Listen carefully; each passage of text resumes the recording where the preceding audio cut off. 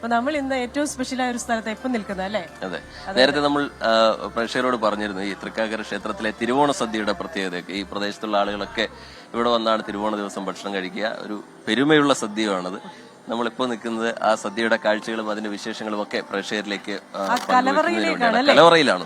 അപ്പൊ കലവറയിൽ ഇങ്ങനെ ചോറ് റെഡിയായി, എല്ലാം റെഡിയായി കഴിഞ്ഞു തോന്നുന്നു. രാവിലെ തന്നെ ചോറ് റെഡിയായി കഴിഞ്ഞു. നല്ല തുമ്പപ്പൂ പോലെയുള്ള ചോറ്, കുത്തരി ചോറ് ഇവിടെ ഇങ്ങനെ നിരത്തി വെച്ചിരിക്കുകയാണ്.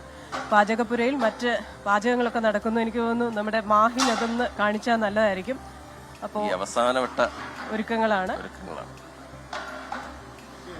ഈ രാവിലെ 10:30 മുതലാണ് ഇവിടെ സദ്യ തുടങ്ങുക എന്നാണ് പറഞ്ഞിട്ടുള്ളത്. ഒരു 10-15,000 പേർ എന്നുള്ളതാണ് ഇവരോട് നേരത്തെ സംസാരിച്ചു പറഞ്ഞു. ഇനി അതിൽ കൂടുതൽ ആളുകൾ ഉണ്ടെങ്കിലും അത് മാനേജ് ചെയ്യാൻ കഴിയും. പായസം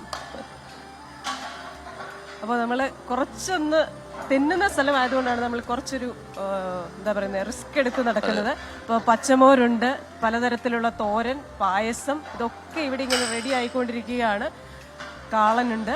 അപ്പോ ഈ പലതരം വിഭവങ്ങൾക്കിടയിലൂടെ നമ്മളെ ഇങ്ങനെ അമലാണ് നയിച്ചുകൊണ്ട് പോകുന്നത്. ഇതെന്താണ്? അറിയുന്ന ആരോടെങ്കിലും ചോദിക്കല്ലേ? കാളനല്ലേ? കാളൻ. കൂട്ടുകറിയുണ്ട് ഇവിടെ. ബാക്കി കാര്യങ്ങളൊക്കെ റെഡിയായി വരുന്നത്. പായസമൊക്കെ തയ്യാറായി കഴിഞ്ഞു. അത് ഏറ്റവും ശ്രദ്ധിക്കേണ്ടത് നമ്മൾ ഈ ചെറിയ ചെറിയ പാത്രങ്ങളിൽ ആണ് കണ്ടിട്ടുള്ളത്. ഒരേ വിഭവം തന്നെ ഒന്നിലേറെ വലിയ പാത്രങ്ങളിൽ ഇത് തയ്യാറാക്കുകയാണ് ചെയ്യുന്നത്. 10,000-നും 15,000-നും ഇടയിൽ ആളുകൾ വരും എന്നാണ് ഇവരുടെ ഒരു കണക്കുകൂട്ടൽ. ഇനി ഒരു പക്ഷേ അതിനേക്കാളൊക്കെ കൂടുതൽ ആളുകൾ വരികയാണെങ്കിൽ അത് മാനേജ് ചെയ്യാൻ കഴിയും എന്നാണ് നേരത്തെ നമ്മൾ ആ ചേട്ടനോട് ചോദിച്ചപ്പോൾ.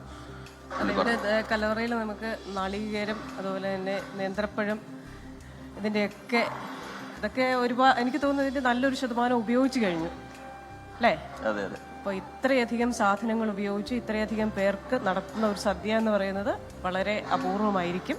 അപ്പോൾ ഇവിടെ ആ സദ്യവട്ടങ്ങൾ ഒരുങ്ങിക്കൊണ്ടിരിക്കുകയാണ്.